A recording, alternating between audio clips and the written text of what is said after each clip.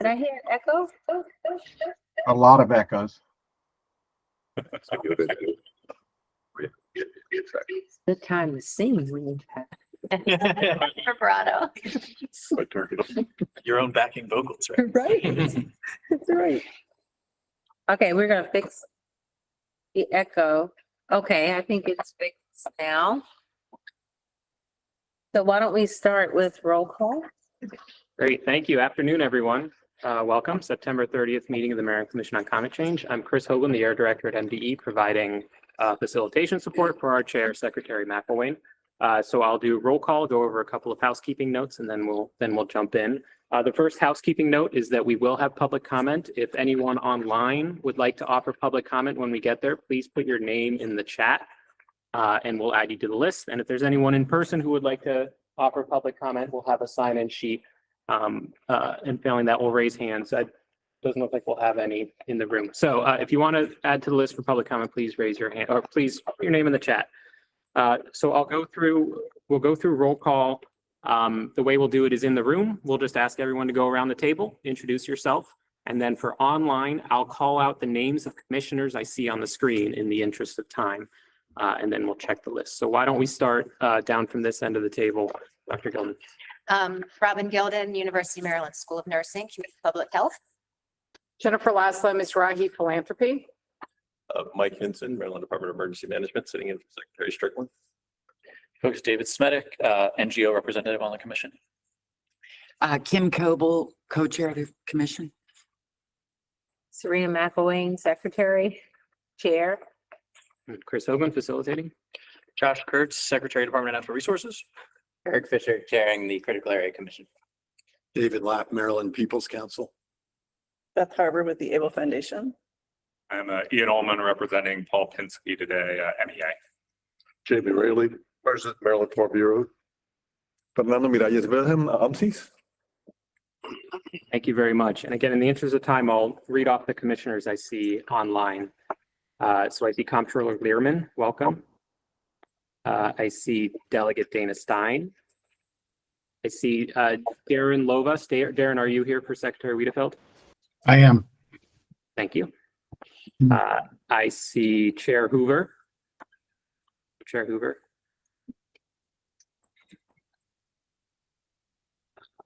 I see Jesse Iliff. Welcome, Jesse. Administrator Belton. Mike Powell. Secretary Flora. Here. See, are there any commissioners I missed going through the list?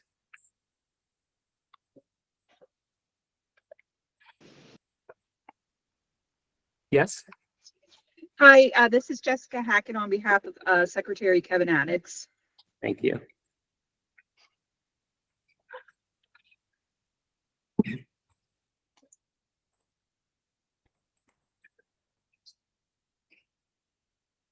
I count 21 commissioners present. We have a quorum, so we can proceed. All right, very good. Well, again, welcome everyone to our meeting today.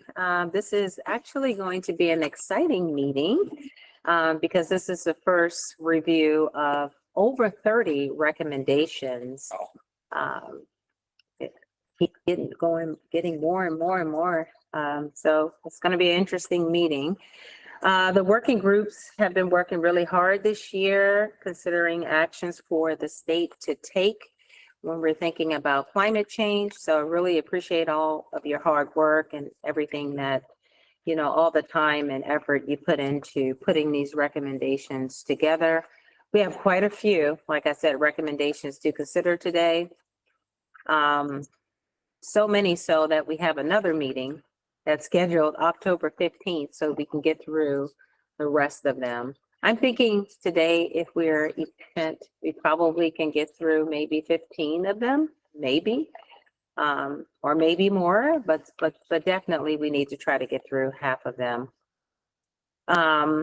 Before we get started, I did want to acknowledge that Ann Lindner, are you here or have you already retired? They're not here today, but Ann has retired. We're very grateful for your years of service if you are listening in, and we hope that you have a great retirement going forward. Which means there's a vacancy that needs to be filled for a business community position. The Speaker of the House fills that position. So we look forward to seeing next person be selected for that role.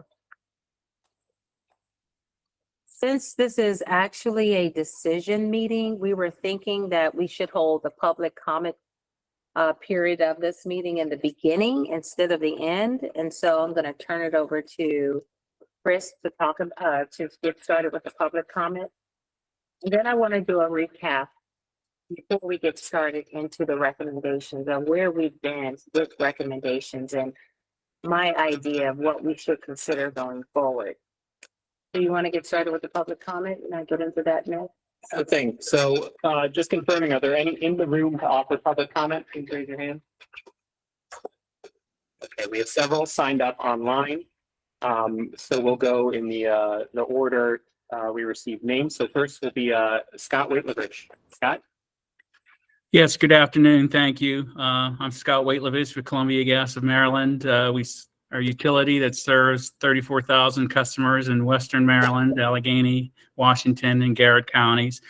We submitted a joint letter of concern to the commission with Chesapeake and Washington Gas. Our concern on behalf of the tens of thousands of low and moderate income customers in relation to the tax proposals that the commission may consider here, implementing a economy-wide cap and invest tax, a fossil fuel transporter tax, and a fee for historical emissions tax. Those taxes will combine for more than $1 billion in new taxes on Marylanders, and we're concerned with those proposals. The Climate Solutions Now Act goals need to be pursued with job protection and the state's economic well-being as a focus.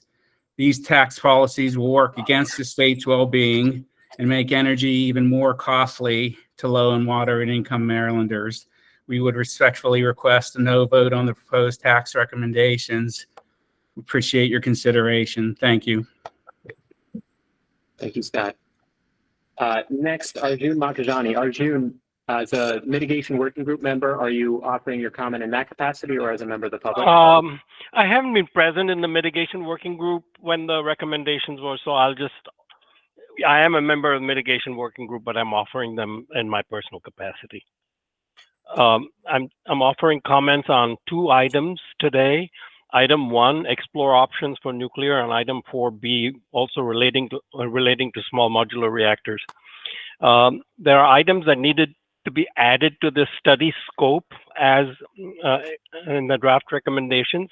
In item 1, I think the following items need to be added: the impact of on affordability and the need for assistance of new nuclear projects. Specifically, the study should examine the affordability impact on low and moderate income households in Georgia, where the only new reactors have recently been completed, Vogtle 3 and 4, and the increase in the need for assistance and whether the increase was forthcoming and the consequences of that for the ratepayers and low-income households in Georgia. That's the one real-life example we have, and that should be considered. The second is compare the cost of the completed Vogtle projects, so about $20,000 a kilowatt, with the unsubsidized costs of the failed NuScale project, which was to be built in Idaho, and the natrium reactor, which is proposed by TerraPower in Wyoming. And these are pre-construction estimates, and they appear higher to me than the Vogtle costs. In whatever they may be, those facts should be taken into account, and with estimates of impacts on ratepayers and low and moderate income households if we go the nuclear direction. The projections of SMR should be compared to actual SMR industry performance since 2005 when they were first put on the table, and on the policy map by the DOE, initial target versus what has happened in the last 20 years or so, and an analysis of past performance of the technologies of SMRs other than light water reactors, graphite moderated, sodium cooled, and molten salt reactors. That's in relation to item 1. And more briefly, in relation to item 4B, should consider the safety and environmental implications of locating reactors in areas where there are flooding and or sea level rise risks in light of climate change, including specifically locating SMRs at existing fossil fuel plants and nuclear reactor sites on the Chesapeake Bay. Thank you very much. Okay. Thank you. Next, Carlos Sanchez Gonzalez.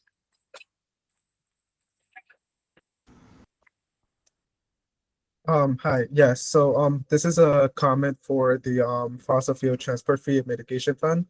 I want to say, note that this is also in support of the concept per ton fees and actually, being important part of the South Baltimore communities. It was actually the first to propose that idea, so I'm in support.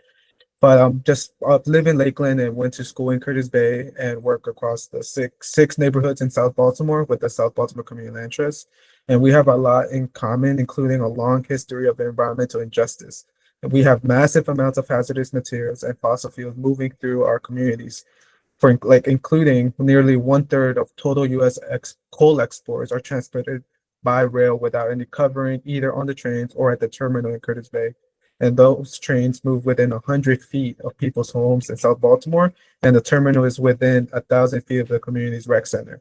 And our own research with Hopkins and the University of Maryland has clearly demonstrated that coal dust is found throughout the community of Curtis Bay and poses a threat to our health and quality of life.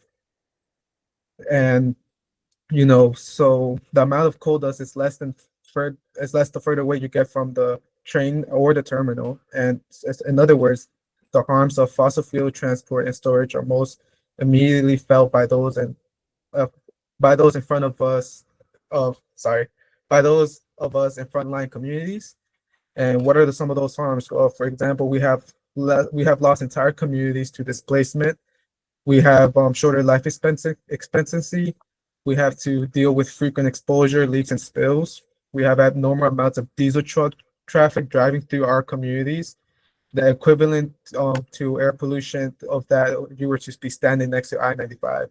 And we have high levels of vacant homes because of reduced property values. And that's just a little bit of that list. The list goes on. And I am making it clear today that I am in support of the mitigation fees, and there is simply no reason to miss this opportunity to target resources directly to the communities that continue to suffer from being the involuntary host of fossil fuels infrastructure. Thank you. Thank you, Carlos. Next is Greg Sawtell. Hi, everybody. I'm Greg Sawtell. On the board of the Community of Curtis Bay Association and the board chair of the SB7 Coalition, which is the coalition of the 6 neighborhoods, including Carlos's of Lakeland and the others that you mentioned, including Curtis Bay.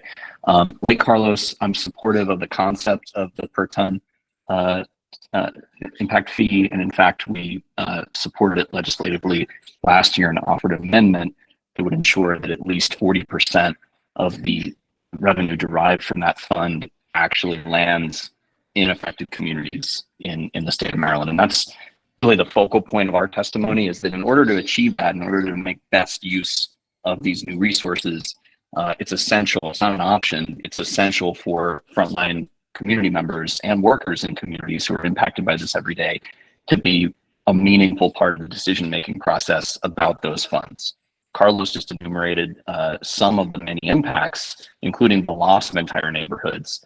The impacts of fossil fuel transport and storage in frontline communities is not a straightforward matter of saying 3% will be set aside for asthma treatment, as it currently is in the proposed impact fee that this commission would be putting forward. It's not nearly that straightforward. While public health impacts are certainly one thing that needs to be tackled, it's not limited to asthma. And not to belabor this, but the point of having experts, including community experts, is to make the best decisions possible with resources. So it's really a straightforward, common sense request, which is that we get much more specific not about the specific end uses, but the process by which community members that have for far too long been had to pay the unpaid cost of the externalities of fossil fuel transport and storage in communities like South Baltimore are elevated to the level of co-equal partners in deciding how resources are spent. Thank you. Thank you, Greg. Next is Jeff Silva. Hello, thank you for the opportunity. I've placed in the chat box a link to an article. It's by CNBC. It says that Maryland is ranked in the 10 worst states for climate change. Here, a business news broadcaster is telling companies that take climate risk into account not to locate in Maryland. I bring this to your attention because you're going to hear from the fossil fuel industry and basically any of the utilities or energy providers that if we place a tax on any of their goods or services, that businesses are going to flee. Well, all we have to do is look at the Washington Post Sunday edition and see the destruction that has taken place already south of here because of Helena. So please, if that's what's facing Maryland, if we take a direct hit, there will be no people, customers for these businesses. And where are they going to flee to when the problem is on a global scale? So please, I totally endorse any taxation of fossil fuels in order to get a quantum of justice in this situation. Thank you. Thank you, Jeff. Next, Jennifer Coons. Hi, thank you. Yes, I'm Jennifer Kunze. I'm the Maryland Organizing Director with Clean Water Action, and I live in East Baltimore. Couple of comments. I'm glad to see the recommendation from the Mitigation Working Group to support the Fossil Fuel Transport Fee and Mitigation Fund, but I want to echo and reinforce Carlos's and Greg's comments regarding the distribution. The specific communities who are on the front lines of these specific facilities need and deserve to be at the front of the line for distribution of funds. So I hope that the Commission will consider that. Second, I'd like to encourage you to reiterate and reemphasize the recommendation from last year that the legislature eliminate trash incineration from Maryland's renewable portfolio standard. I won't go into the details of this bill because most of y'all have heard that many times already, but as many commissioners are probably aware, this really important legislation did not pass this year, which was really deeply disappointing. Every year that this bill is delayed, Maryland wastes more and more millions of dollars profiting pre-existing polluters and the trash incinerator owners. And that's money that we could be spending on real renewable energy instead, which is especially important when we need to raise so many funds. So please renew and especially emphasize that recommendation to eliminate trash incineration from the RPS so that we can finally get that done in 2025. And finally, briefly, I'm very concerned about the language promoting methane production and uses of woody biomass in the scientific and technical work group section. Burning woody biomass produces a lot of health-harming pollution, and while the recommendation language nods to that, we really don't need to be going down that road at all. So would recommend not opening that door.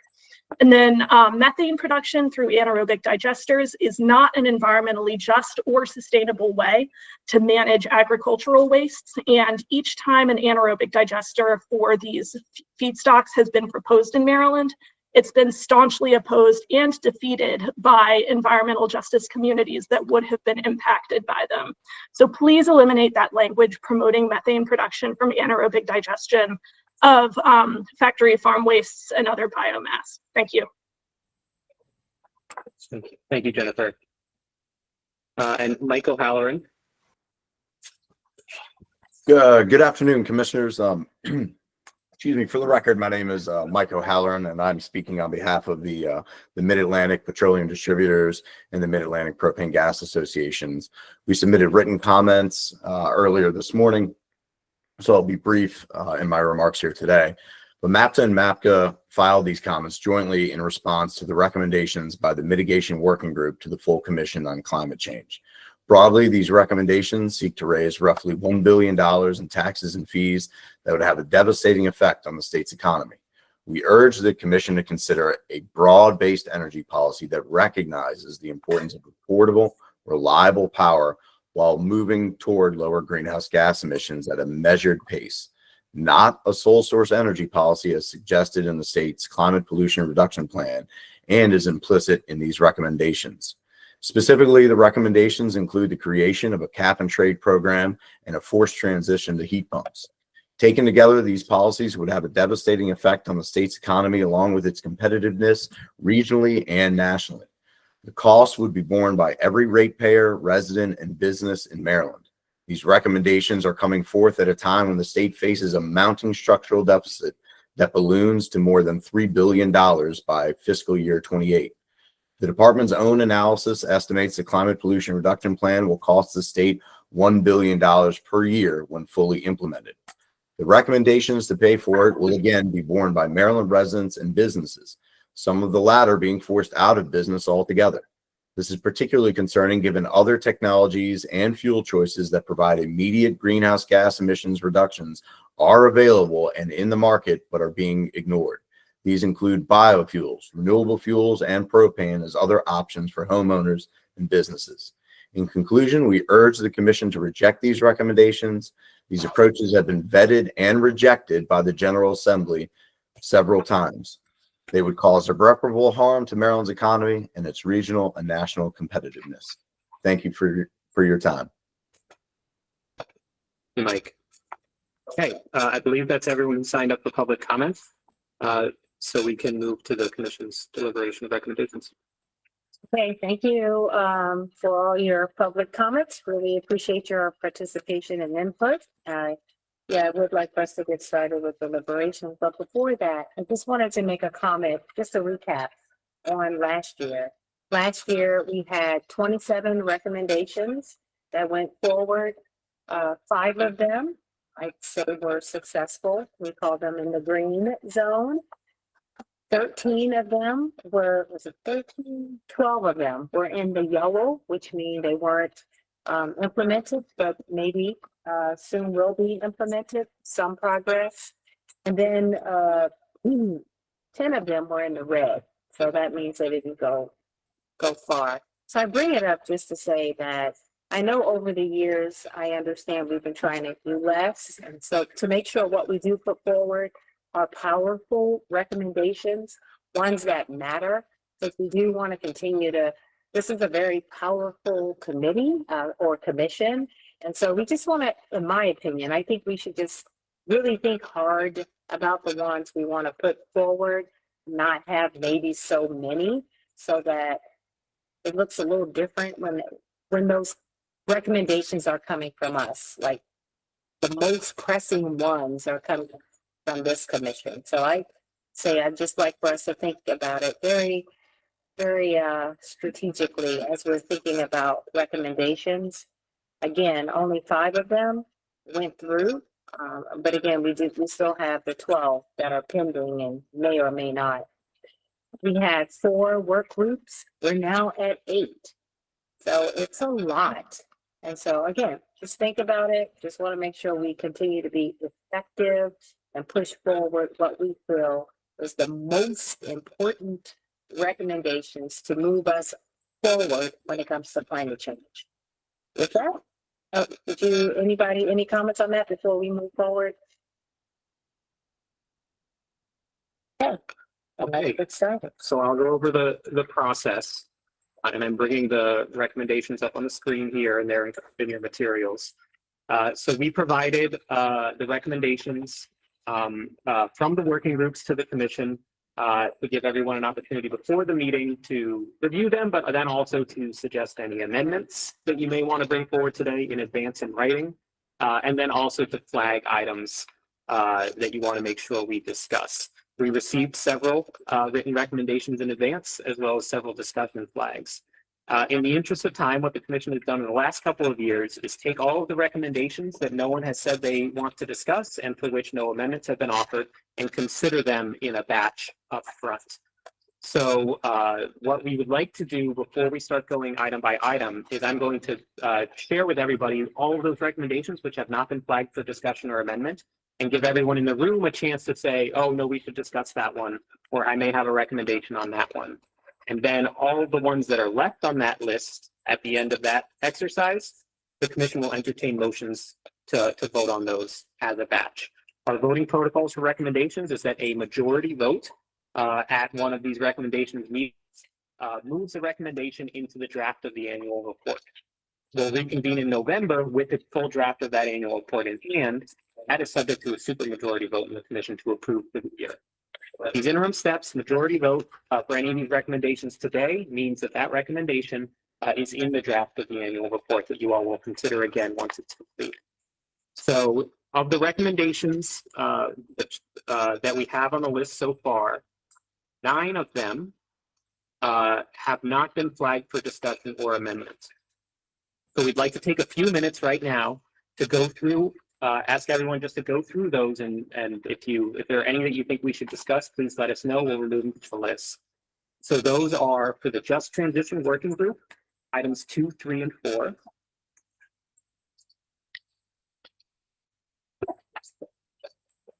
You'll find those on page 6 and 7.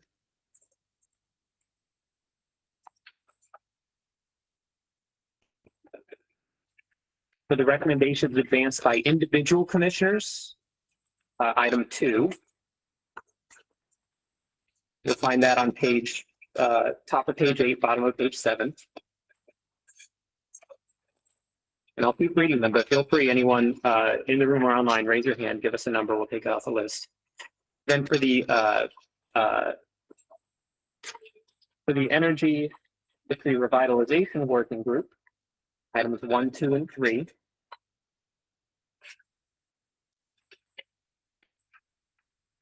They're on pages 8 and 9.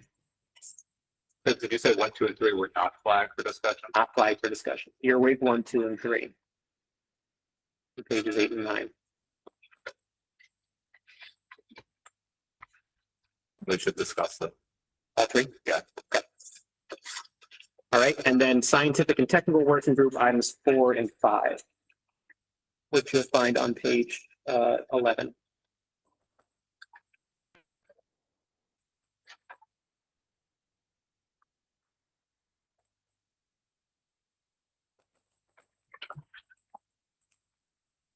Okay, so then, yes, Jennifer. So 4 is a little bit similar to an earlier one, so I didn't know if they wanted to be combined. That's what I was gonna say.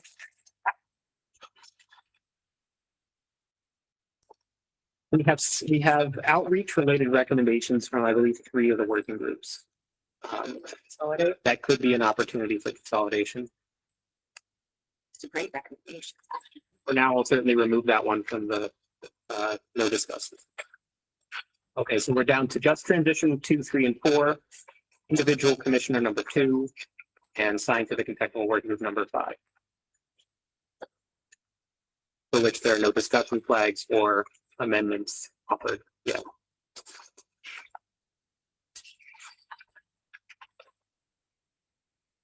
Okay, so the commission now traditionally entertains motions to approve all of those in a single vote without further discussion. We have a motion. Do we have a second? We have a second. Okay, so for voting, since it's a hybrid meeting, we'll do a 2-step process. We will, everyone in the room, raise your hands for the relevant vote. I'll ask you to lower them. Everyone online for that relevant vote. Everyone who is a commissioner or a proxy for a commissioner, raise your hand online. We'll ask you to lower them, and we'll go through that way to take the tallies. Okay, so the motion before the commission is to approve these 5 recommendations: Just Transition 2, 3, 4, individual commissioners number 2, and scientific and technical working group number 5 as a batch to include in the draft annual report. All in favor in the room, please raise your hand.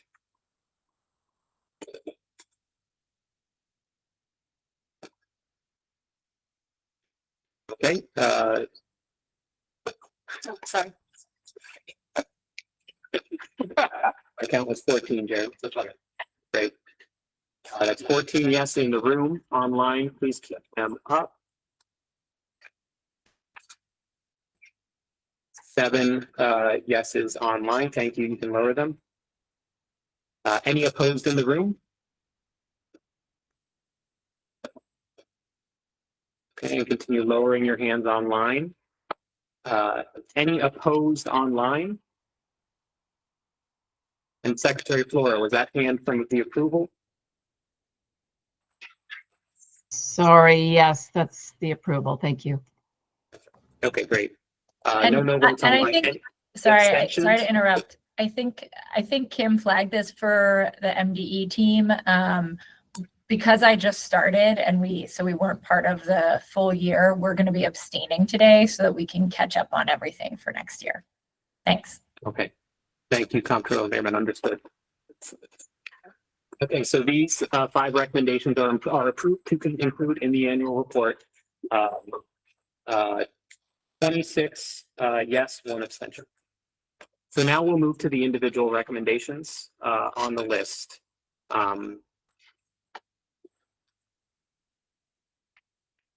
Each of these will ask the chair of the relevant working group to introduce the recommendation to the commission, and then we'll open up for discussion, including the amendments that have been proposed in writing. We would like to move through in the order that they were received and that they are in your document, except that unfortunately neither of the ECO co-chairs could be here today because of some unforeseen circumstances. So we'd like to move that one to the end of the list if the commission is amenable. Either way, we would start with adaptation and resilience. Okay, so that's how we'll proceed for now. So the first adaptation and resilience working group recommendation does have a proposed amendment. So Secretary Kurtz, if you could introduce it and also consider whether this amendment could be considered a friendly amendment that we can accept without going through the whole vote. Yeah, absolutely happy to. One of the focuses of ARWG this past year was really looking at how we incentivize and we provide the compensation to community members that help us improve our ability to be resilient, to identify projects within communities, help us understand what communities need. And we recognize that a lot of times community members aren't able to do that, because maybe they can't afford transportation, they can't afford to take off of work, they can't get childcare. And so that was, we wanted to be able to ensure that this recommendation really allowed us to work with community members and help provide more broadly compensation for those that can participate, because we recognize the importance of community being front and center in adaptation resilience working group projects. So that was the reason that we made the recommendation. In terms of the amendment from compensatory to paid, I actually think that we would respectfully disagree with that. We stuck with compensatory because of the broad things that could cover, potentially transportation stipends, things like that. And so we would request staying with compensatory rather than paid, because it encompasses a broader bucket of potentially financial incentives for those that are participating. And the projects one, was there a switch, or is it just removing from in projects entirely? It's just removing the 2 words in projects. And so I believe perhaps we start, Jennifer, you had suggested the switch. Just thought that I was making it clearer because I didn't understand why it was doubling up. So if you're not comfortable with it, it's fine to keep it as it was. You can also clarify compensatory, like give some examples of what that could cover, if that would, do you think that make it clearer? I think that would make it clearer. Okay, yeah, we'd be happy to do that, but maybe we could put like transportation stipend, childcare, payment, kind of broaden what compensation means there. I'd be happy to do so. So we can do that on the screen here live if you'd like.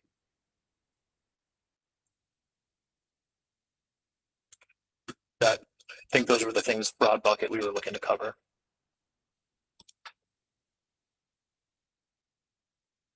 Okay, but it would go back to compensatory. That's right.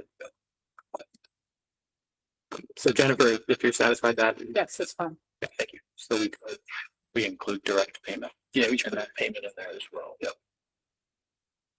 Direct payments. Yeah, I appreciate them making, I think that the payment piece was what we were trying to get at. So yeah, I think calling that out specifically is important. Okay, and then also the in projects. Did you consider that friendly, or would we like to clarify that, Jennifer? I believe that was your suggestion as well. Yeah, I just wanted to understand where we're trying to go down. Yeah. It just seemed redundant. So I just said it was. You can keep it. I mean, maybe we call it participation in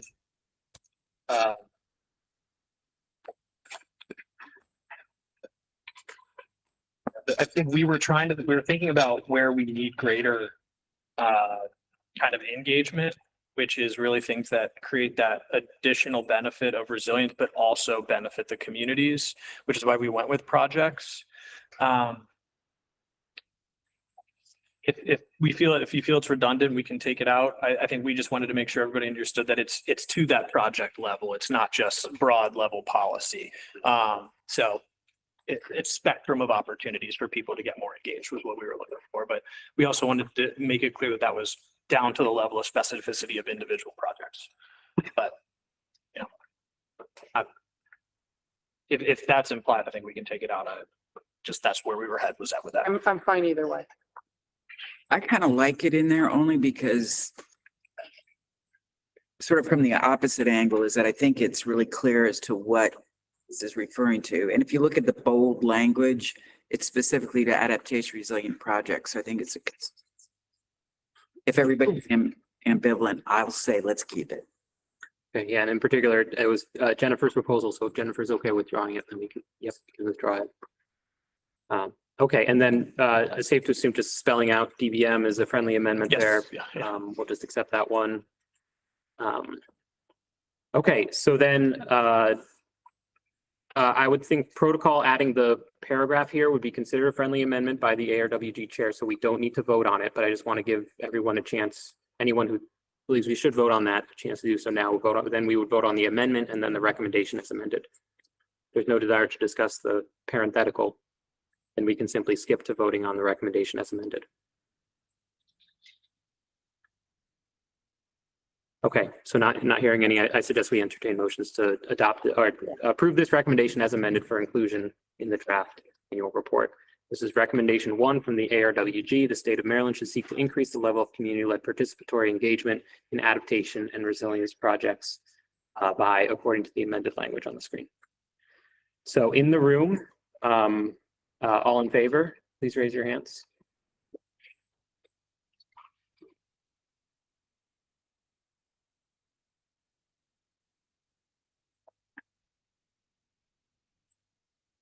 Now at 11.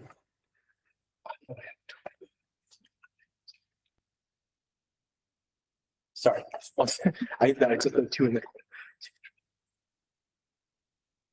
Yes, you're right. Okay, thank you. And online, commissioners online, in favor, please raise your hands.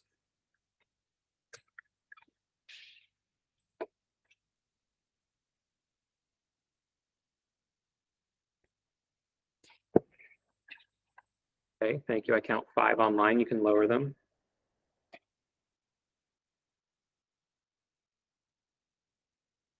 Jesse, was that in favor? Okay. Yes. Okay, yeah, thank you. All right, so everyone lower your hands. In the room, any opposed? Okay, online, any commissioners opposed, please raise your hands. Okay, and then in the room, any abstentions? And online, any abstentions? Okay, so this recommendation will be included in the draft annual report. We had 17 yes votes, no nos, or abstentions. Sorry, So moving I have then- a continuing abstention. I just wasn't going to say it every single time.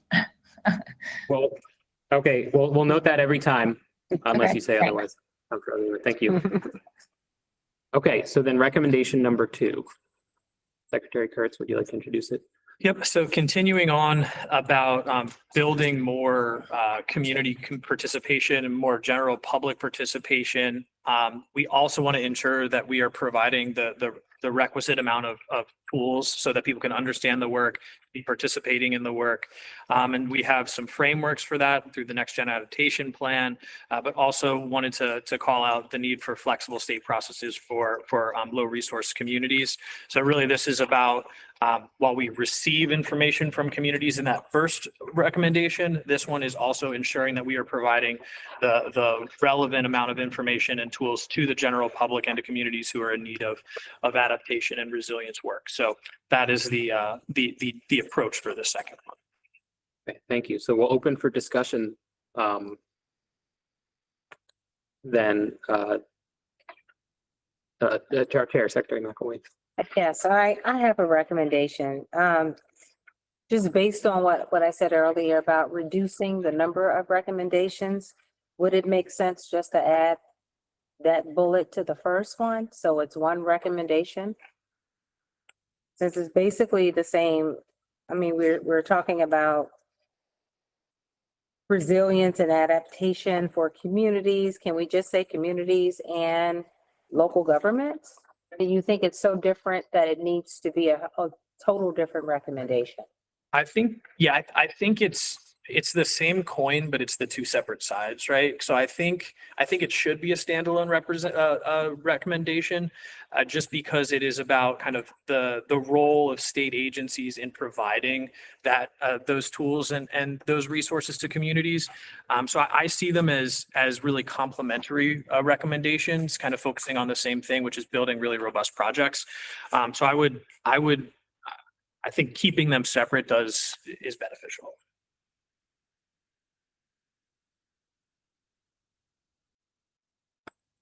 Okay, we had one proposed amendment, and then we'll open for discussion. Jennifer, you would propose some language changes to sub-bullet C. It was just to streamline the language because it's already about resources that you didn't need the word twice. Okay. That makes sense. Friendly. Okay, we'll treat that one as a friendly amendment. Okay. So then discussion on this recommendation as a whole. Yes, Secretary Flora. Hi, if I could just get a clarification, the recommendations in each case are a statement of what we should be doing, but then I sort of see the sub items, the ABCs throughout, it's sort of like the methods. And so in terms of just trying to get to that level of succinctness, it seems like we should be voting on the bold, the recommendation itself, because the how, there's a lot of different ways and methods as to get to the recommendation. So I want to be clear that we're voting what we're voting on in this case. And to me, the methods by which we reach those recommendations could continue to evolve rather than being so explicit on each different method. Can somebody clarify that for me on, it's really this case throughout this document. It is, and we're treating yes votes as the entire text of the recommendation as provided by the working group. So that entire text would be in the annual report at the end of this year. So in this case, it would be everything we're seeing on the screen here, recommendation 2 with the bullets A, B, and C. Okay. Yeah, because I may be abstaining a lot because I think the essence or the intent of the core recommendations that are typically provided in the bold, in a lot of cases I agree with, but some of the methods aren't necessarily the best or the only method. So if we're voting on each specific item, you may see some more extensions from me. So I'll just put that out there then, if that is how we're approaching this, then thank you. Secretary Flora, just for just these recommendations, so speaking for ARWG, we thought about these are kind of the prioritized pieces for the work group for ARWG moving forward for 2025, calendar year 2025. So for these ones specifically, we had conversations about multitude. To your point, there's many ways we can do this. These were the ones that the work group identified as some of the top priorities and pieces to add to the work group for the ARWG. So just as a as this is how that the ARWG was thinking about it for our specific recommendations. So, sorry, but again, then thank you for that. Then maybe for additional clarification, Chris, whenever the report comes together, maybe there's a way to sort of make a statement about the fact that these are considered priority methods, but there may be others. I mean, I just feel like we don't want to close the door on better methods to achieve what is ultimately the actual recommendation, which is specific to the bold text. And this is the case throughout this. I don't know if there's a way to make that sort of as a blanket understanding or if it's appropriate, but that's just a suggestion from my standpoint. We could And do that. it would reduce, you know, all the individual little subpoints, but I'll just throw that out there. I guess maybe a narrower way to do it in this recommendation would be to add a qualifier here, perhaps after the word by, to say by among other actions, colon, something like that. I think it's the case throughout. Several of these have that approach, which is really a structural, and forgive me, it's more of a structural approach. And it's not just this one in particular, it's several of them are like this. So I'll just say put my planner hat on and just sort of say, you know, the approach throughout.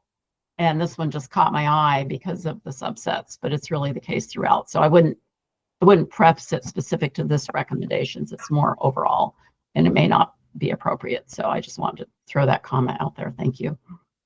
Okay. We can be happy to come back to that maybe once we have the recommendations and we're forming the report around it to discuss language that could go to frame the recommendations to that effect. I think that's fine. It's just going to affect my voting on each specific one, I think. That's all. Yeah. Thank you. Okay.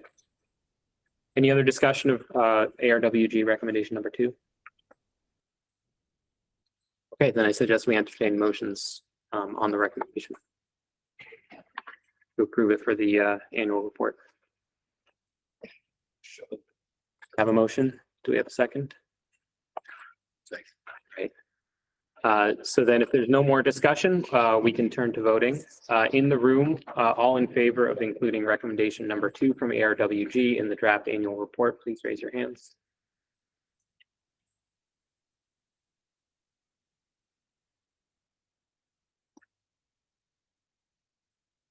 And 12. Okay, thank you. You can lower them. Online commissioners, raise your hands for yay.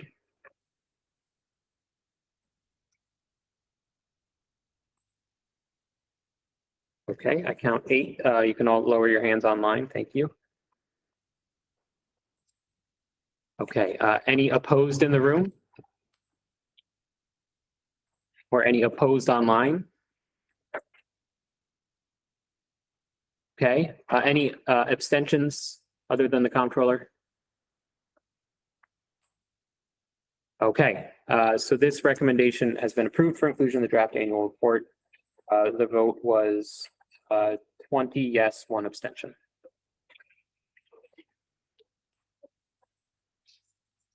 Move to recommendation number 3, Secretary Kurtz. Yep.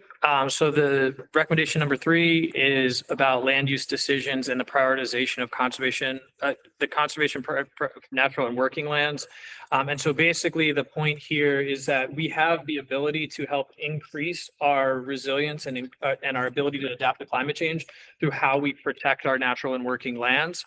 And so we move this forward and that's laid out in more detail in the next generation adaptation plan, which is complete. And so the focus of this particular recommendation is to ensure that we align our protection strategies with our understanding of adaptation and resilience. Okay, this one was flagged for discussion. So now we'll open for discussion among the commissioners.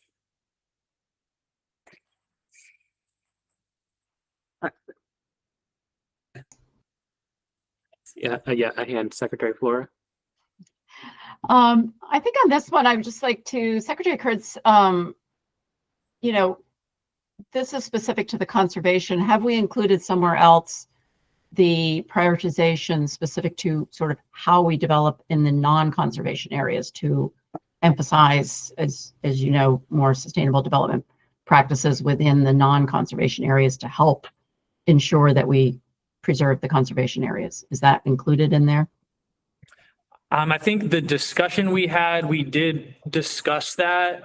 It's not supposed to be excluded. I think that it just wasn't, I think that began to feel like a large recommendation. And we have the sustainable growth sub-cabinet that really leads that work and with yourself as the chair. So we felt that focusing this one on the protection of those the areas that key for adaptation and resilience was the most appropriate thing, especially for the ARWG to recommend. But I, be happy to take amendments to rework this. So it has that call out, but we did not look at this as precluding that. Thank you. The only friendly amendment I would offer then is, in addition to best management practices, best, as well as equity, to consider best development and management practices. I'm comfortable with that. Okay, so we're adding best development and management practices as a friendly amendment. Yes, Jim. I just want to flag, not for making an amendment for this, but for a future meeting, I'm going to have a proposal for us to talk about data centers and land use around projects that a county can approve without states understanding the impact on energy needs or water needs. And so I don't know if you feel that that should be incorporated in any way here or not. I just wanted to mention it. I don't, just because we didn't discuss those pieces as part of this, I wouldn't want to speak for the rest of the commissioners. I'd be happy to have that conversation as part of the ARWG meeting going forward. But I think for this specific one, because we didn't have that discussion, I just wouldn't want to add too much, but happy to have that discussion at ARWG. Yes, Dr. Dickerson. I guess I have a question. Under best management practices, would that include using woody biomass for generating electricity or heat? So I just want to make sure it's not in conflict with a recommendation from another group. Yeah, so for this, we are specifically looking at management practices that increase resilience or adaptation for that particular site. So there were things like removal of invasives, implementation of living shorelines, wetlands restoration. So we weren't thinking about where the pieces from the working lands were going, but just recognizing the importance of preserving those and not developing those spaces to exacerbate some of the ongoing flooding and pieces and things related to that. So this was very much within that context of increasing our ability to adapt to climate change and be resilient for communities near these protected spaces. Okay, thank you. Okay, so I suggest we treat this minor wording tweak as friendly per the co-chair's consent. Any other discussion of recommendation number 3? No, then I suggest we entertain motions to approve recommendation number 3. Do we have a motion? Do we have a second? Second. Okay, I heard a second. Great. Then we will, for discussion of the motion, then we will proceed to voting. So all in the room in favor, including recommendation number 3 in the draft annual report. Thank you for raising your hands. Keep them up. Okay, I count 11 yes in the room. Yes. Online, in favor.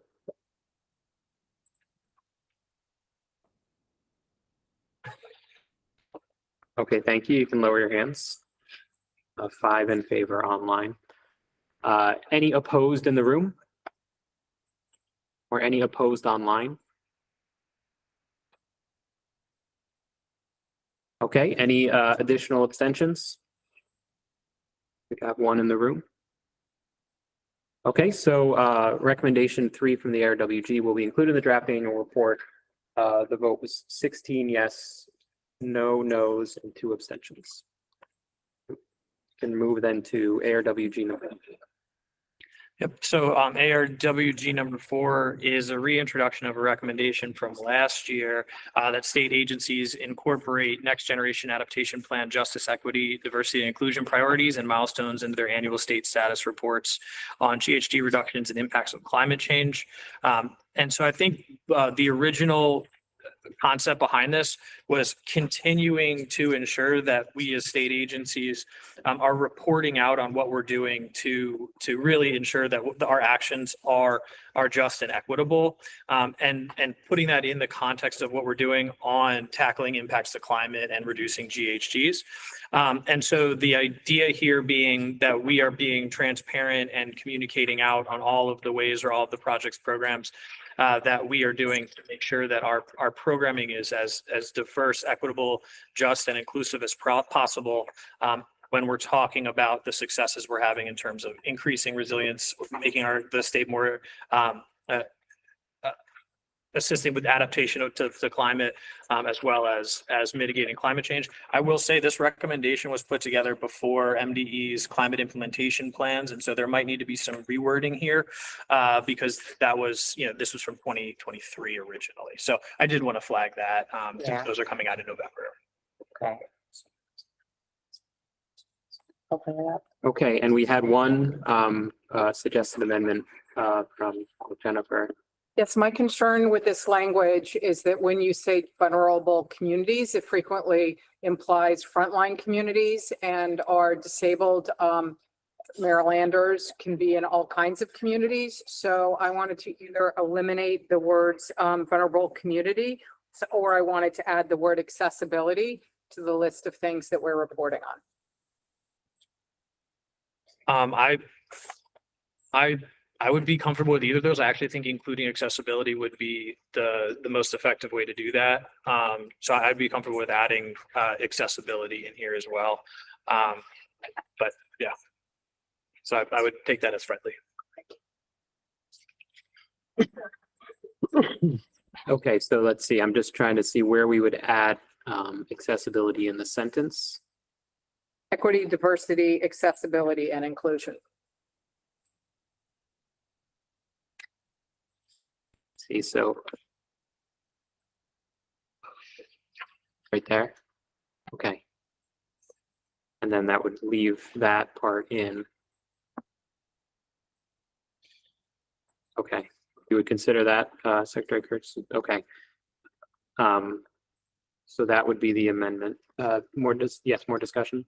Yeah, David Smith, okay. let's think about this one a little bit more. Like you said, it is already included as part of the climate plan. I noticed, this was before it was produced and implemented, but do you think we need to actually put this recommendation forward based on what we already have from a state's perspective?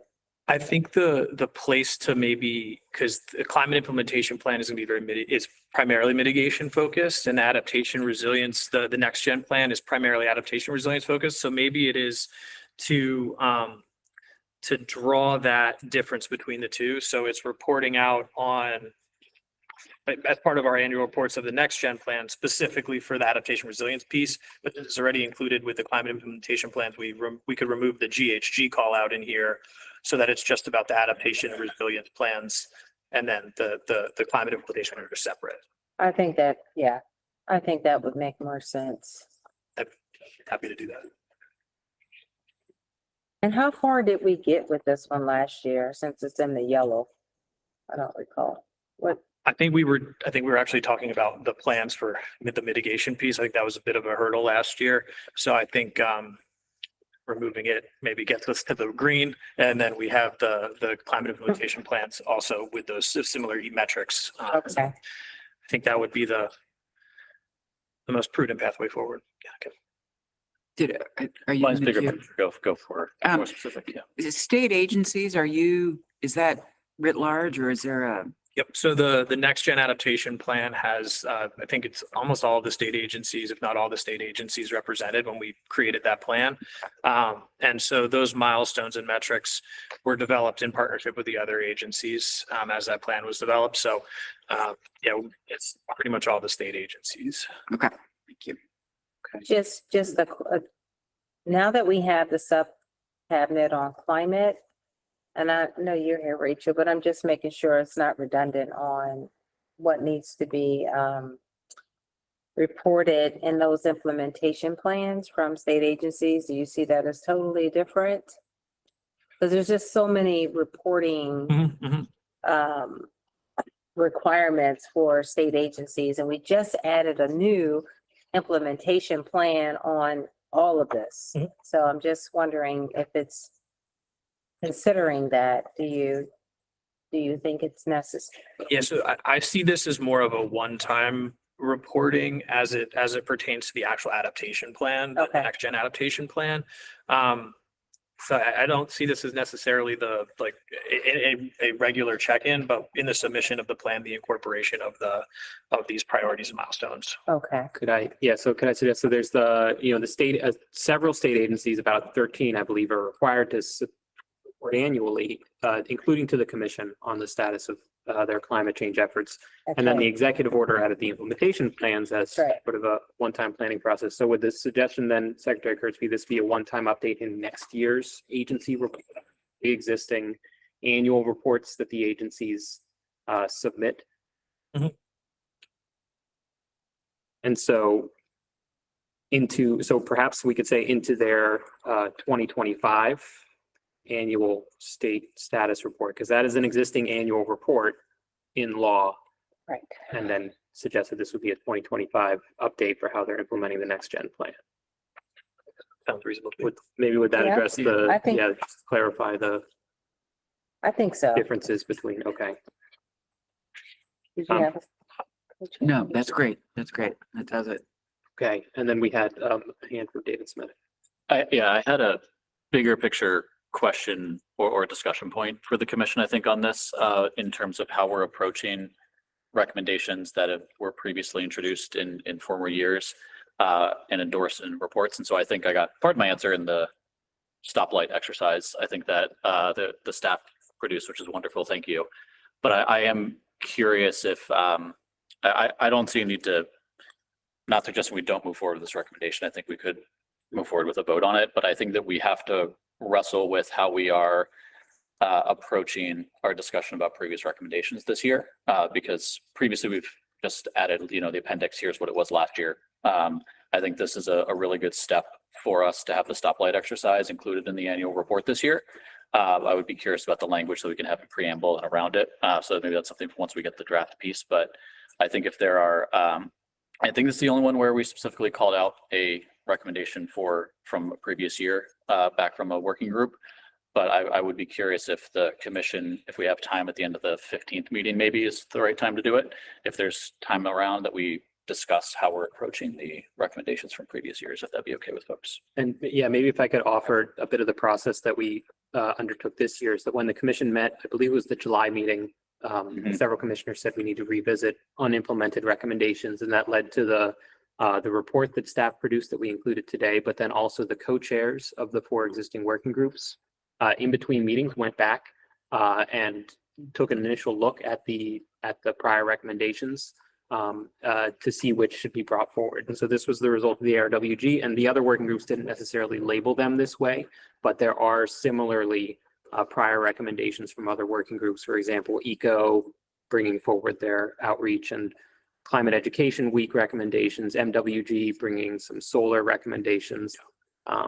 So that was how we handled it as an interim measure. And then we should also discuss how any framing language about prior year recommendations that aren't explicitly reintroduced in prior years. We have said that, the commission still sort of generally endorses those and has included them as reference material in an appendix. I would love that conversation. I heard from public comment a few that were still of great importance, at least for the folks that I represent, as best as possible. Anyway, do that. So that'd be wonderful. Thank you. Okay, further discussion of ARWG recommendation number 4. Okay, and I suggest we entertain motions to approve it as amended here. Is there such a motion? So moved. Okay, do we have a second? Here. Yep, okay.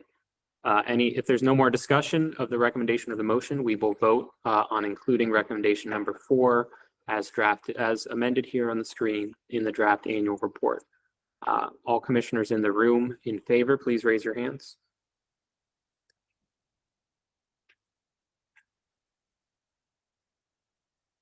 Thank you. 11. And then all those online in favor, please raise your hand.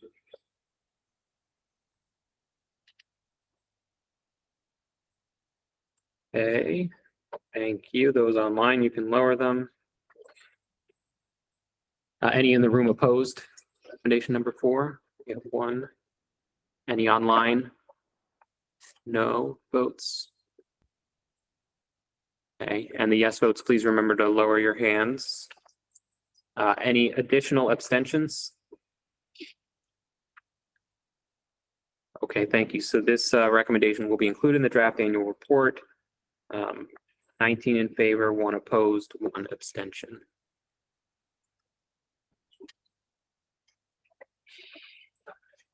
Okay, so that concludes ARWG.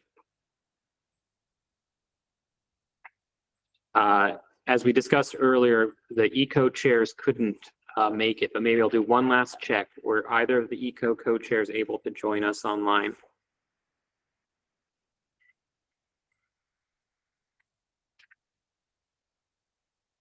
I don't think so. Okay, so we had suggested earlier that we would skip ECO for now and come back around when we're able to. So then that would bring us to the Energy Resilience and Efficiency Working Group, which is on the bottom of page 4 in your packets. Last Andrew Place, who's been chairing that working group department. This is one of our new working groups this year to introduce the items for the Energy Resilience and Efficiency Working Group. So Andrew would like to introduce number 1. All right, thank you very much. Yes, and there's a preamble language, the bolded language, the first sentence, Maryland must take short-term actions to address energy capacity constraints. Specifically, the state should, then a colon. And if with the agreement of the commission, I would bifurcate these and address them individually, A and B. So 1A, and there's an amended language in here. You'll note in red. Establish a process for the PSC to establish a program for the competitive procurement of battery storage and other demand resource systems on the distribution grid, provided that they are cost effective in adding reliability to the grid and avoiding or delaying other capacity cost increases and or transmission upgrades. And if I might offer, with respect to friendly amendment, the suggested amendment substantially changes the intent of the working group recommendation. With that in mind, and trying to interpret what was intended by the amended language, may I suggest the following language? I believe Chris has it up. So starting with the word establish, removing everything up to the word battery in that second line with the following words. Policy statement from the Public Service Commission for electric distribution utility prioritization of battery storage and other demand response, et cetera. The intent being that it was not the intent of the working group to create another program. This comes about in the back, the history of this is in response to the Brandon Shores and Wagner and the RMR, and that PJM's solution was a wires only solution and did not consider that there may be battery storage or other non-wire solutions to the reliability impacts of the closure of both of those plants. And I'm sorry, can you yes, start at the beginnings? I'm not sure where that language begins. All right, the language I'm putting forward as a friendly amendment starts the paragraph. So it's establish a policy statement? No, remove the word establish. A policy statement from the Public Service Commission for electric distribution utility prioritization of, and then you're following through with the existing language, battery storage, et cetera. Does the competitive procurement language stay in there or does that come out? This would be an alternate for that. Yes, that's, yeah, correct. So why don't we hear from the commissioner who suggested this amendment? Was it, okay, David Left. That's me. I'm trying to follow, and I want to say first for all these, we unfortunately weren't involved in the working group, and didn't see all these until they came through, but we're very involved in all these issues. So I mean, generally, I think we support the intent of what's going on here. It's just a matter of trying to understand what's intended and making sure we get it right. And I mean, to be clear, there is a Public Service Commission working group, and there's a statute that requires battery storage. So, pretty aggressive battery storage goals. The working group report is going to the commission tomorrow, and it's to establish a competitive procurement process. So, my other comment, would have been like, this recommendation seems very redundant with what the commission is already doing. But I understand now the intent is, I think, a little bit different. So I'm thinking through. I guess that the part of the amendment that you're suggesting now, the amendment to the amendment, it's not because the Brandon Shores situation and the consideration of alternatives is not necessarily a electric distribution company issue. It's really more of a PJM regional issue. I'm not sure that it's appropriate to have, I mean, the PSC could do a policy statement, but maybe I can't read that language, unfortunately, but maybe what you suggested without the electric distribution company reference might work for us anyway, because it's not the local utility that can decide that. It's really a regional matter for PJM, and certainly a statement from the state supporting that as an alternative for retiring plants or potentially retiring plants, and as a consideration for avoiding transmission costs and reliability must-run contracts is a great. But I think without so could you read that, or could somebody read it again? I'm sorry. So it would be a policy statement from the Public Service Commission for electric distribution utility prioritization of battery storage. If I may, to your suggestion, remove the words, the electric distribution utility. Sorry, so that would read a policy statement from the Public Service Commission for prioritization. So just removing the EDU language. Yeah, so how would it start? Establish a process for, or no? No, that's gone. Verb. Yeah, that's what I was thinking. It was like, Do something. Can somebody read what the whole recommendation is now? Because we've got, I no longer can follow what it actually says in whole. Yeah. So I think the suggestion here, and I'll just write over on the screen, we could perhaps tweak the sentence structure. So it should say the Public Service Commission should issue a policy statement for prioritization of battery storage and other demand response, et cetera, et cetera. Yeah, and I think, again, the key here was for a policy statement. And it's not intended to be limiting just to the EDCs, but to ensure that the next time these issues arise, that non-wire solutions are considered. I guess I would also, I don't want to confuse it further, but we want to prioritize if it's cost effective. So which does, the language further on in the paragraph covers that. Providing that they are cost effective. Yes, okay, yes, you're right. And adding reliability. to the Okay, grid. yeah. Yeah, no, we're very careful of that. Okay. I just wanted to second what David Lapp had said. This is really a PJM decision.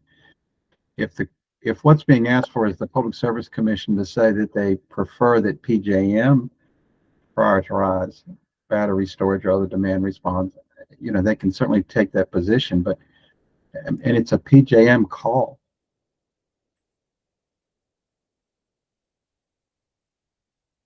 Well, yes and no. If the distribution utilities built battery storage or other demand response into their system, into their distribution side, that would be recognized by by PJM, and would be incorporated into any solution that they bring forward. Well, if we had a lot more solar cells, or we already had offshore wind, we would also have something PJM would take into account. But what this is calling for prioritization of something going forward, as I understand it, and we need all of those. Yes, you might want to then expand the language to include anything that is supportive of additional generation or storage on the grid side, on the distribution side. Yeah. But it wasn't, this language wasn't intended to be restrictive. It was intended to open a door. I mean, the mitigation working group has a set of recommendations on increasing solar.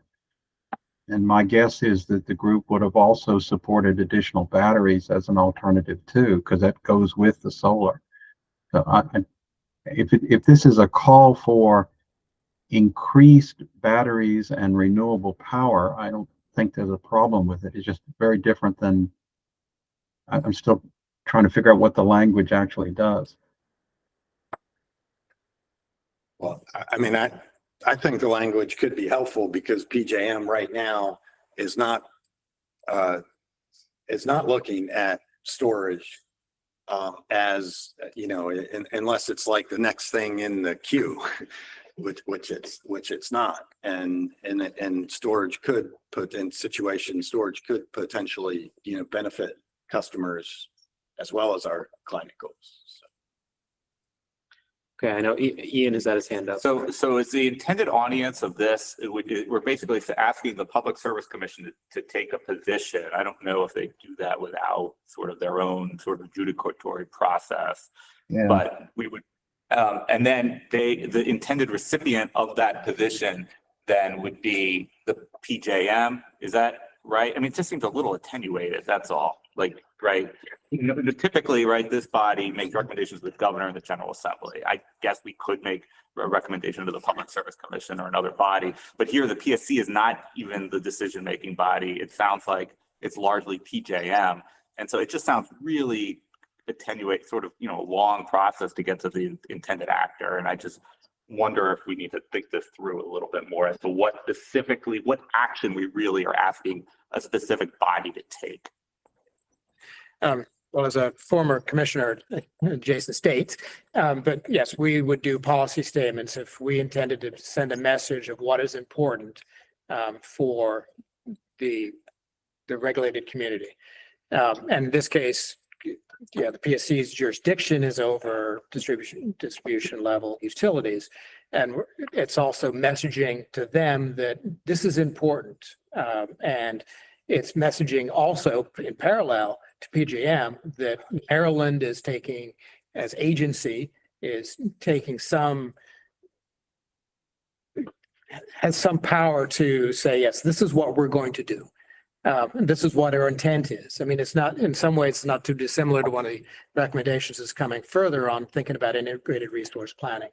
It's messaging to the market, or to PJM in this case, that Maryland has a preference for building indigenous resources if they're cost effective and do not harm reliability and do increase reliability on that distribution side of this overarching grid. I think we have a hand from Secretary Flora and then. Yeah, I think we're gonna have to move on with this one though, because it's a lot of discussion. Well- Okay, and Secretary. Someone has their, Yeah, we okay, have Secretary Flora and then Chair Hoover. okay. who's I will- Implicated in this. Yeah, quick statement. I think, as we know, battery storage isn't really fully cost effective just yet. So the caveat that's in here about that, I think is an important one, but ultimately this is a market pull strategy. I think if we really want to make a statement that battery is the future and we want to ensure that that stays as a priority of pulling the market towards the future, we need something here. I think, if we need to table it and work on the exact final language, I'd be open to that, but I would hate to lose this entirely. I'd rather table it before we just shut it down, but I'll be curious to see what PSC Chair Hoover has to say. Thank you. Thanks, Secretary. Chair Hoover. Well, taking my cue, I actually don't have any problem with this recommendation, although I plan on abstaining since I think it's probably a little convoluted for me to vote for something that tells me to do something. We do have mechanisms through our regulatory commission coalition to sort of take policy statements and try to put them in effect. This is actually pretty close in line to a piece of legislation that didn't pass last session that we actually supported. So I'm actually fine with the draft the way it is. So. Okay, so in the interest of process, I think what I'll suggest is that we amend the amendment here per agreement with the Commissioner Lapp, who proposed the amendment, and Andrew as the co-chair, so that the recommendation that we could call the question on would read: the Public Service Commission should issue a policy statement for the prioritization of battery storage and other demand response systems on the distribution grid, provided that they are cost effective in adding reliability to the grid and avoiding and/or delaying other capacity cost increases and/or transmission upgrades. There's no further discussion. We can entertain motions to approve as amended. So moved. We have a motion. Do we have a second? Second. We have a second. Okay, so the vote will be whether to include this recommendation as amended in the draft annual report. All those in the room in favor, please raise your hands. Chris, can I just really quick, we're voting on 1A. 1A. That's right. That's right.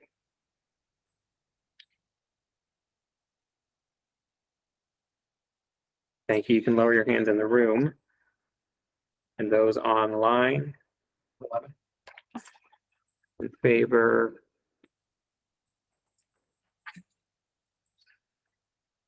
All right, thank you. Online, you can lower your hands. Any opposed in the room or online? And additional abstentions online or in the room? Thank you. Okay, so 1A will be included in the draft annual report. It was 18 in favor, 2 abstentions. So then we can move on to B. Andrew, could you introduce B? Thank you. 1B, shift the utility scale solar program from a REC-based subsidy model to a competitive bid similar to New Jersey, New York, and Illinois. PSC would consider and award bids at fixed prices. Ratepayers would pay the difference between the energy revenue and the fixed guaranteed price, which becomes a variable price REC. This would also allow the PSC to incorporate locational value of generation as well as incorporate storage in some bids as appropriate. Okay, so we'll open for discussion. I see a hand from Director Pinsky. Yeah, thank you, Chris. Changing how we deal with utility scale solar may be in the cards and the right way to go. Right now, it's a market-based approach, and the location is already built into the cost when people seek out acreage, whether it's on the Eastern Shore or in Baltimore County. This may or may not be the right thing, but I'm not sure there's been enough discussion. We have not sat down with Fred and the PSC to see whether this would be a benefit or not. And I think this has some technical implications So I'm a little hesitant to say we should move forward with it. I think, personally, I think it takes some more discussion to see whether in fact it's working as inferred in all of those states. This morning we received a report from PPRP about their September and October report, and they reported they have 19 CPCNs in front of them, and they expect another 12 early next year. So, I mean, one, we have to figure out how damaged or much of an obstacle the current process is, and whether this change is in fact the right one. And it's a little concerning that this came from another committee, and a lot of people, commissioners, haven't had time to thoughtfully think about this and reflect on the different policies. So, there's a part of me that would suggest we hold this. Thank you, Director Pinsky. I see a hand up from Mike Powell. Yeah, I find myself in the unusual position of completely agreeing with Director Pinsky. The mitigation working group spent a lot of time this year on recommendations to how to increase the deployment of solar, which we think is a very key issue. This was not one of the subjects of discussion at all. I would favor tabling it and suggesting that the mitigation working group, perhaps in concert with this working group, look at the issue, because I wouldn't want to disturb the issue and the recommendations that the mitigation working group made on this issue after discussions that involved MEA, MACO, and the solar industry with a brand new concept that none of us have considered at all. And so for clarification, Mike, you're suggesting tabling it, I guess, until next year? Yeah, because the mitigation work group does not have another meeting scheduled this year, at least currently, before the recommendations are written. And it took a lot of hours to get to the solar recommendations we had already. I have doubts that we could pull that group together and come to some conclusions on a brand new, very different proposal this year. Okay, we have a hand up from Secretary Flora, but it's Kim. Mike, just as your co-chair, I'm wondering if we can table this till our recommendation regarding solar is heard, and then we can decide if it, because we have a recommendation coming in that's pretty thorough, and yeah. And that won't be heard until the 15th. Right, We so will we not wait. make it that far down the list today. Right. Let's Yeah, table it. I don't have a problem with that. And Director Pinsky, was that similar to what you were suggesting as well? That's fine. I mean, I was aware, because we have been integrally involved in the mitigation work group, that they've been working on this. Look, after we go through the mitigation work group on solar, utility solar, we still may not be ready to address this, or maybe we will, but doing it afterwards makes perfect sense. Okay, Secretary Flora. I can go along with that. I think that at a minimum, though, we wouldn't want to lose the notion that this needs to be done. So it could be an assessment at a minimum when we come back to it, but I'm okay with looking at the other recommendations first. Thank you. So maybe I'll suggest process-wise, since this wouldn't be tabled to next year, I would think this could be done without a vote, and simply just move it farther down the list to come back to it at the So, I next mean, meeting. you're okay till tabling it till the next meeting, the solar discussion? Absolutely. Okay, so if there's no opposition to that procedurally, we can proceed on that basis and come back around to this on October 15th. All right, okay. So then moving to the next one. All right, thank you. Number 2, in the longer term, the state needs an ongoing regular process for more holistic energy system assessments. The language then reads, this could be something akin to an integrated resource plan and would provide some direction on achieving clean, affordable, and reliable energy in the future. The plan must include reasonable projections for energy demand and strategies for meeting those demands in a regional context with associated impacts on greenhouse gas emissions, ratepayer impacts, and affordability, equity considerations, and reliability and resiliency. The structure must ensure actionable outcomes, include annual and biennial updating of solution sets. The Energy Resilience and Efficiency Working Group shall propose a framework for such a planning mechanism by January of 2025. The background being that this is a complicated issue, and the working group, wanted to put a line, marker on the ground that this is important, this is timely, this is essential that we address this as a state in short order, and also committing itself to a thorough deep dive into this, or deep consideration of this by January 2025, which precedes the legislative session, was the intent. Thank you, Andrew. We have a hand up from Director Pinsky, and then perhaps David Lapp, and then Jennifer. Yeah, thank you. I'm not sure if this is more context or speaking to the proposal. The proposal, at least in bold number 2, is somewhat ephemeral in terms of the state and the longer term. You know, we are close to producing a 100% clean energy study, which we'll be giving to the governor's office very shortly. That may or may not lead to legislation from the administration. There's a thought there might be other bills dealing with this very issue.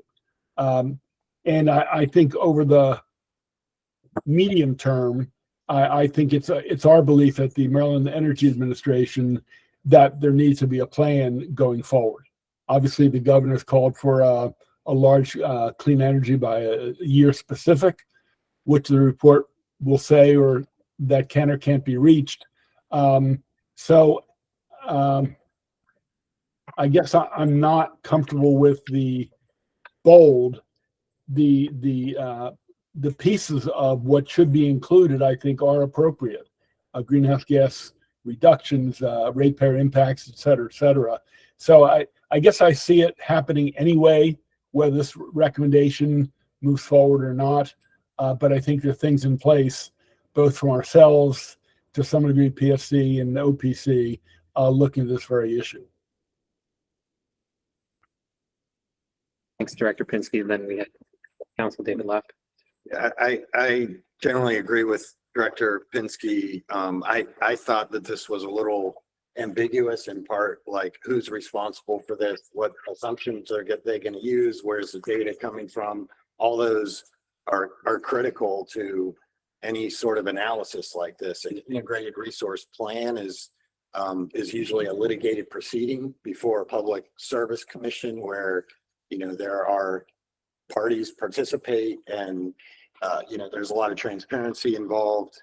I mean, there's different ways to do it. If it's, you know, a more general, you know, plan going forward, you know, energy plan, you know, maybe that MEA does, that's one thing. But if there's a lot of, you know, suggestions for how utility rates are going to be implicated for power demands going forward, there's a lot of wiggle room in how that's done.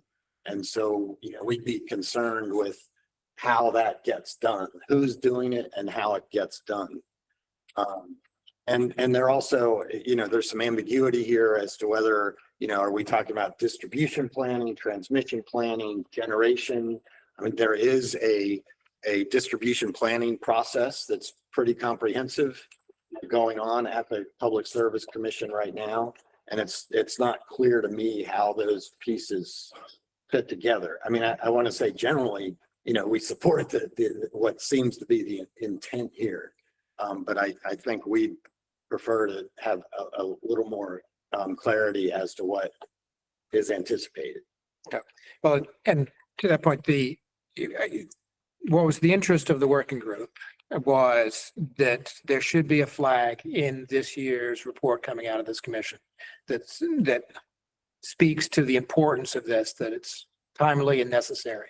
And then it's that last sentence that's really the operative piece, right? That the entire framework would be built out by the working group by January 2025. So a commitment to do that, but then that's building that exactly what you said. What are all the pieces of this? What does this look like? So not missing the opportunity to have a flag that this is critically important for the state. And then this commitment to have this work group, which is made up of experts in these areas, put together a proposal for what a framework could look like. You're not seeking the water, you're not in any way salting the mind that there's an expectation of what the framework looks like. Say, yeah, this group of experts will convene a process of developing this framework. That's proposed. I think just reading it and hearing the conversation, I don't think it's specific enough in terms of a recommendation. I'd like to see us move this one personally. We got a lot more to go through. It's a lot here. I think it's a little before caught for the horse, whatever the statement is, on this one. So my recommendation is that we table this one. Okay, we have a couple of hands in the queue. Fine. Jennifer Laszlo Mizrahi and then Chair Hoover. Okay.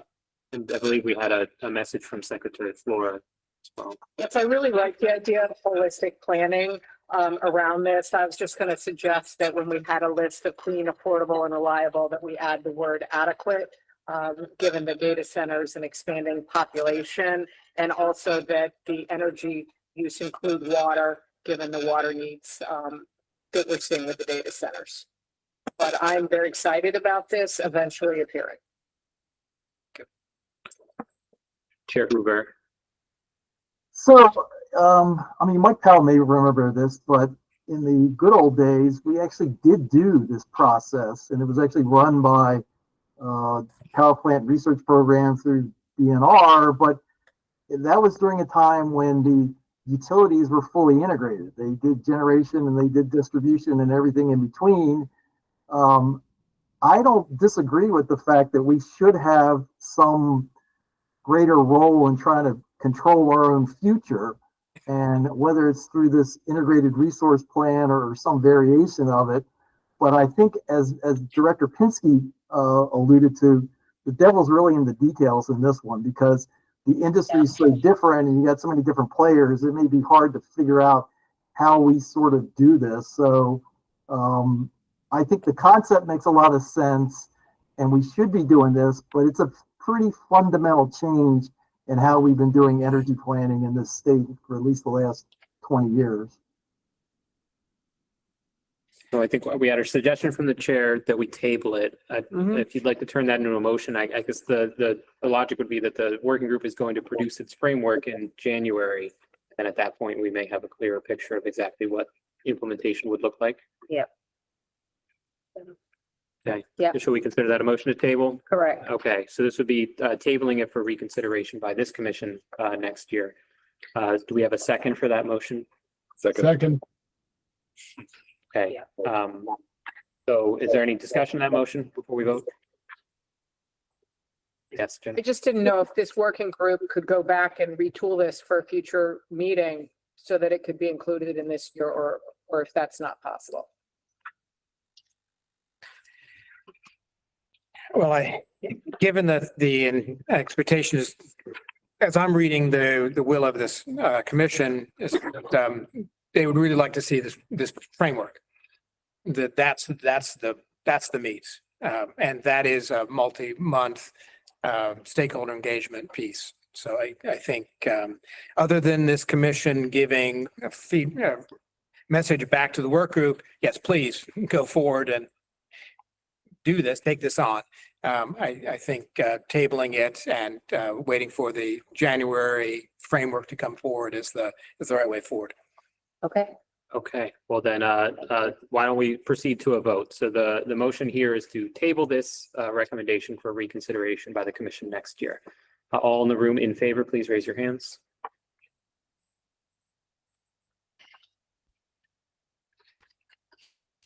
And you can lower them, thank you. All online. Well.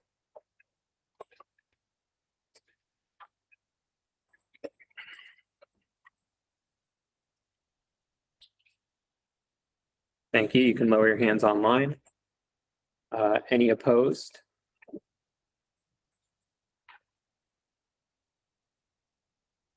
Any additional abstentions? And Chair Hoover, to be clear, that was a yes vote. Is that Oh, right? wait a minute. actually got distracted by something. So tell me again what it is you need my vote on. This was tabling this item until next year. In favor of tabling it. So yes, a yes vote Yeah. on that. Okay, thank you. Excellent, thank you. Okay, so the commission will take this item back up next year. Secretary Flora? Yeah. I made a comment in the messages that I think it's important that if some of this work is already going on and it's something that used to be done, I think it's important at least to make a message that it's important work. So I had proposed an amendment that we support the need for this, because then it sends a message back to the working group and others that this is important, and that it be done in coordination with others. And that was my only thought on this one, that for consideration. Thank you. Perhaps I could suggest that in the annual report, when we're talking about the 4 new working groups are all up and running and we talk about what they are doing, we could include discussion of this specifically for this working group. Yeah, I'd hate to just lose the fact that we all seem to support the need. And even though there's other efforts going on, I would hate to lose another year. So thank you.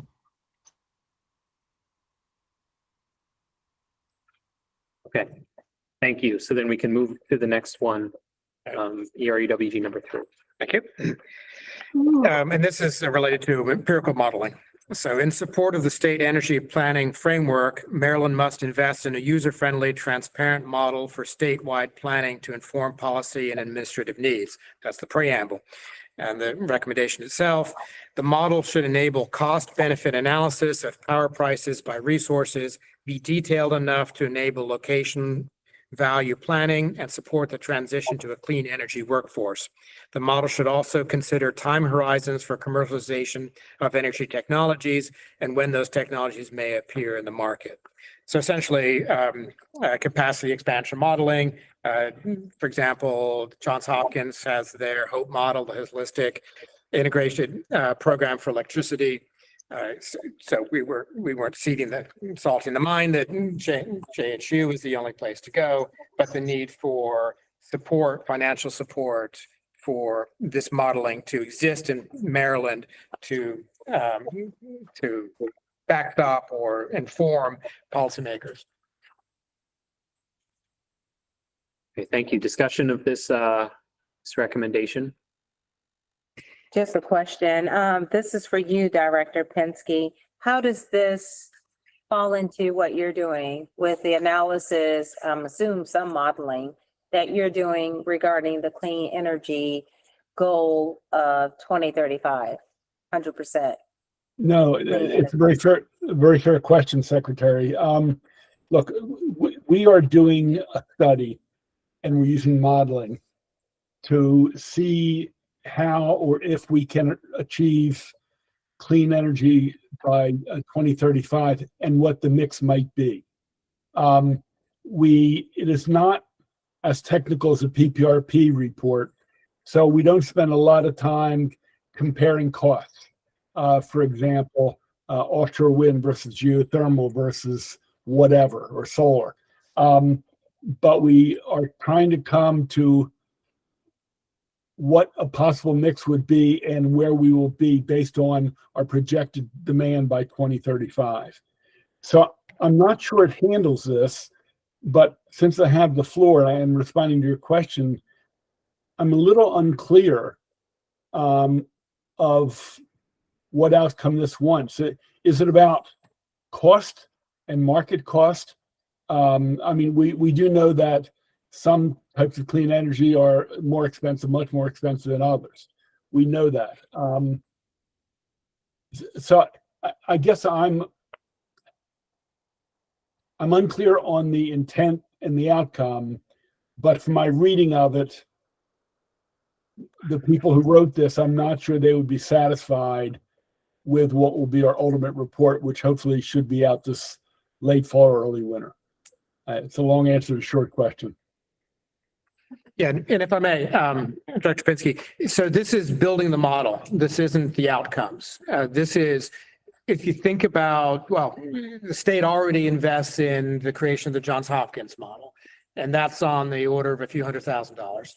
But if we are really going to do long-term energy planning holistically, We need a much more robust model, much more granular model in many of these cases. What is the impacts on ratepayers? What's the opportunity for commercializing future technologies, when they might appear, what the cost of those technologies may appear. So it's the building of the model that's being, is the purpose of this recommendation, that there should be support for, and it might be $1 million a year. That's to be determined by the legislature. But this is, again, putting a message out there that there's a need for the creation of these empirical models. There is nothing in the market right now that will do this with the specificity and granularity that would allow long-term energy policy planning. Thank you. I'd see Director Pinsky's hand is back up, so we'll see if that maybe perhaps resolves the question before we move to David Love. Yeah, look, I don't want to have competing models, and the most clear, definitive data is clearly what we're all after. Okay, I'm not sure the Hopkins model is robust enough. You know, even on our modeling, and I can't remember the name of the contractor who did it, we have to make certain assumptions in terms of 2035. You know, for example, how much offshore wind we could possibly have. You know, what is the potential or the ceiling on solar. We also have other variables like how much will be imported or not. You know, now we import about 41%. You know, it's a model based on zero import or 20% import or 40% import. Some of it is in assumptions that gets put into the modeling. So look, MEA is foursquare behind as clear a data set that we can have to do planning. So we agree with the concept. So anyway, let me stop there. Okay.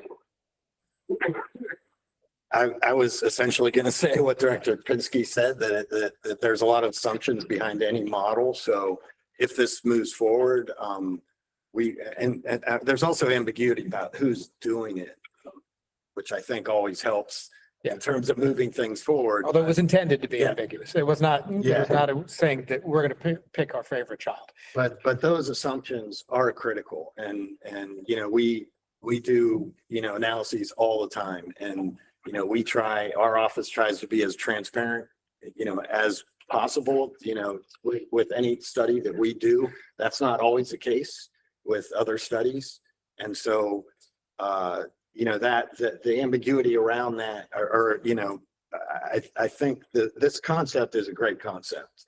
And I think maybe, you know, we could support it, maybe adding some transparency component to it. I haven't thought about what that language might be, but it's very important to have transparency around those assumptions, or to be able to change those assumptions in a model. So with that, I mean, I think it's. Can I just offer some context, which I think is missing? So what this is about is that MEA paid for a study or paid for a model to be built at Hopkins. I think that's what this is about. And at least some members, I think, of the working group maybe learned about that model and felt like it didn't do everything that they might like to see the model do, right? So this is not like a private contractor or something that's been hired. This is like to develop a model that's, I think it's supposed to be open source, and so that lots of others in the public can actually utilize it as well. But I'm not sure that it's intended to be a substitute for some of the really robust private models that are out there that have informed some of the other studies. So I think I just want to set that as context for what I think this recommendation is going to. Okay. It's good context. Thank you. We are running short on time, so I Yes, ask we that we are. move to on the question on this one. Is there any opposition? Comments? Well, I think it'd probably be simple to add and be transparent. Maybe at the end of the first sentence. I mean, if we were to move this forward. But isn't transparent in the title of the recommendation already? It is. Yeah, it is. You're right. The only thing I would say is I don't know what it would take to do this and, you know, what the resources would be. I mean, I don't, you know, I just don't know how feasible it is. I just don't know that, you know, we haven't looked into that, I don't think. So, but like I said, I know there, at least the work group felt like the model that is there wasn't sufficient. I don't have a good handle on what it would take to do this and whether or not those resources exist. And if there's a group, whether it's Hopkins or someone else, who would be available to do it. I can touch on that. PPRP is just wrapping up the 100% clean energy study, and that was millions of dollars. It's incredibly complex model. I think the ability to, I'm not convinced that there is a user-friendly model for energy development. I mean, I think it's incredibly complex. I think maybe in substitute to this, we could talk through that model that PPRP used with Exeter at a follow-up meeting. I think we'd be happy to do that. I think the other thing just about this one that I'm a little confused about is what is the state energy planning framework that this is in support of? So like that part of the recommendation, I'm a little bit, there's a lot going on in here. So I think figuring out how we can tackle obviously a need for a model. Correct. I think we're all in agreement on that. But how we get there and how much it costs, I think Ian's point is really important. That's why I just assume it was regarding the modeling and framework that MEA is putting together already. That's why I asked that question in the beginning, because I was uncertain as well. But we only have 5 minutes left. And I don't think we're gonna get through any other ones, maybe one more. I doubt it. I doubt it. So I suggest I guess we call the question on this one. There's lots of conversation about what it would do. Can it be done? I guess Secretary Flores' hand. So if we give Secretary Flores the last word before we take motions. Friendly amendment again. I would just simply start it with Maryland should. We don't hear you, Secretary Flores. Oh, you don't? Can you hear me now? No. We can hear her online. Okay. Yeah, we can hear her. Okay. Sure. Is it possible that your work group can bring back a little bit more information, maybe next time we meet? Certainly. Yes, Is that something absolutely. you can do? Yeah, we Answer can. some of the questions that we raised Yeah, here? absolutely. Can be Okay. committed to that. All right, let's do that. Yep. Do we have to vote on that too? I think since it's just taking it back up another meeting, not eliminating it from the list, I think we can do that without voting. So there are 4 minutes left, so we have a choice whether to take up the next one or to move to conclusions. What do y'all think? Want to try one more quickly? See how we do? I just wanted to point out that part of number 4 has a lot of overlap with page 7's recommendation from individual members on nuclear. So I just wanted to flag that there's a lot of overlap there. But the one that I proposed about nuclear is much more comprehensive. Okay. All right. That was complicated. It is a multi-parter. Yeah. Yeah. Well, why don't we just wrap up on where we are today, and then let's have a quick chat about, do we think we'll be able to get through all of these the next time? Because we have a lot more to tell. Right. So today the commission approved 11 and identified 2 to pick up next time. So we still have 20 some odd on the list, including some pretty meaty ones. So we have 2 hours on October 15th, and then we also have the November meeting where we finalize the report. So if there are recommendations still left after October 15th, we could likely handle a couple at the November meeting before we vote on the annual report as a whole. Oh, boy. So I think what we should do, can I just ask that everybody go back and really look at these recommendations strategically, thoughtfully, and come back ready to move the conversation forward quickly with your comments, your ideas, your feedback, so we can maybe move this along a little faster. It would make sense too, if you do have concerns with the recommendations, if you move them, I don't know if you can, but if you push those questions that you have forward even before the meeting, it kind of gives us an opportunity, all of us, to look at it and think about it, I think that can make the voting go a lot faster. And don't hesitate to reach out to Yeah. colleagues and groups and agencies you think may be helpful. You could do a lot of this work ahead of time. That's right.